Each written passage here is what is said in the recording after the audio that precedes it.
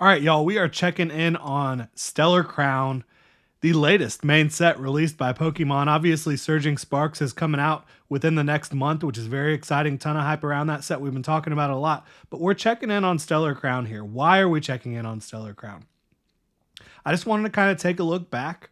It's been out for a little while now. Take a look back at how cards are performing at the top, and honestly answer the question like, is this the worst main set of the Scarlet and Violet era, right?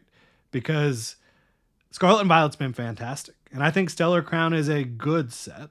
I don't think it's a great set by any stretch of the imagination. I do think it's a pretty solid set overall. Not the biggest set in the world, but there are some really nice cards that I'm a big fan of. So I don't think that it's some complete bust of a set, but when you ask the question, is it the worst set in Scarlet and Violet? It might just be. I think a lot of people talk about Obsidian Flames or base set as the worst sets. And when I'm talking about worst sets, I'm not talking about from a value perspective. I'm talking about just looking at the cards, breaking down what you've got in the set from a card perspective. Are these the worst sets? I think Obsidian Flames is, it's got all the Charizards that people love. Obviously, the pull rates were pretty easy, pretty stacked in Obsidian Flames, which I think really impacted the market there. But the Charizards, the Ninetales, you've got a lot of nice cards in there. Sizor, I'm a big fan of as well. I think base set probably blows both of these out of the water.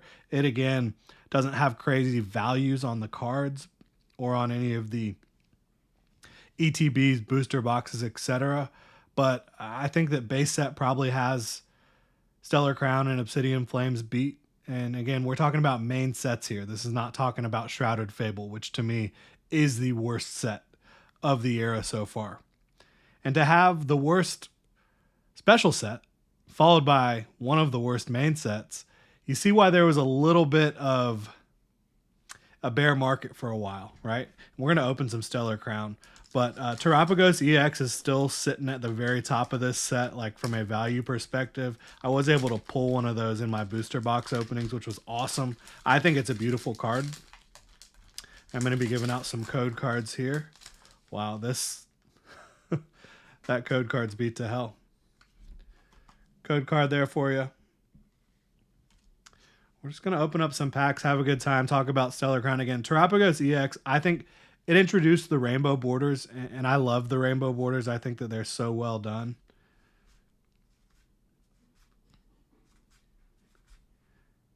DNC, Reverse Hollow, Chinchu, Caracosta. We've pulled plenty of those.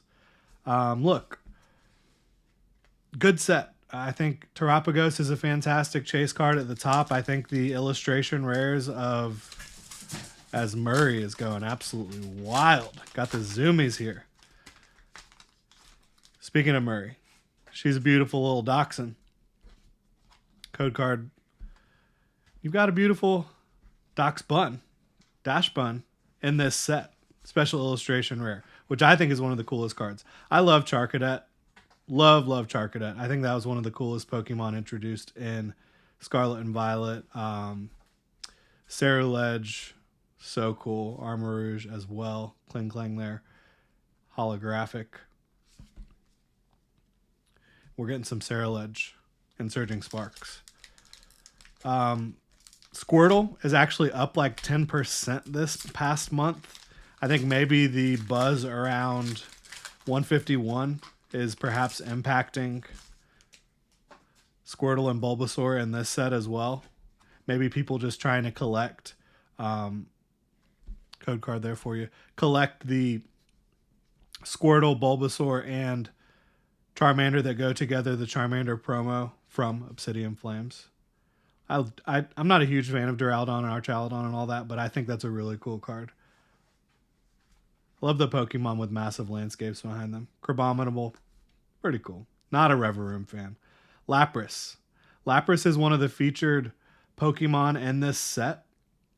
And I really wish we got an illustration rare or a special illustration rare of Lapras. We did not. That would have been fantastic, but that's a nice art nonetheless.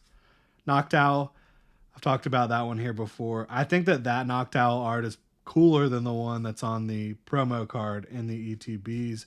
Raging Bolt, one of my favorite Pokemon, Ancients Pokemon. I think that this is a super cool holographic art.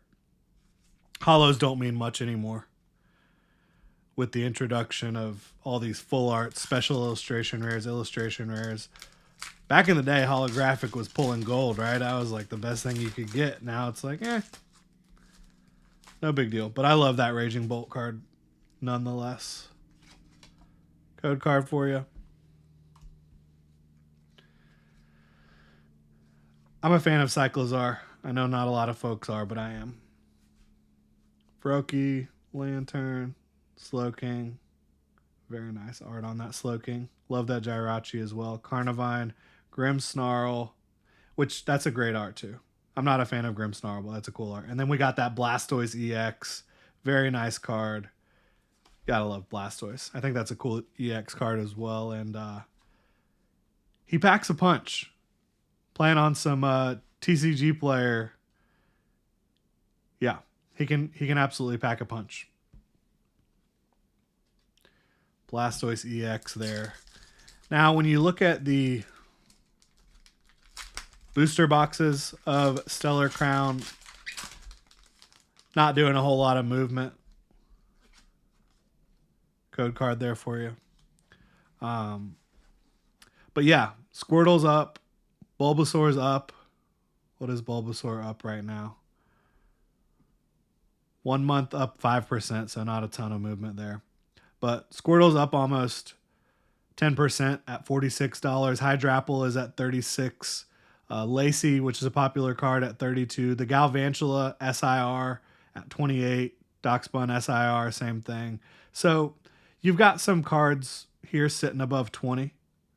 1, 2, 3, 4, 5, 6, 7, 8, 9 cards sitting above $20 right now. Terapagos, the closest one to 100 at 98.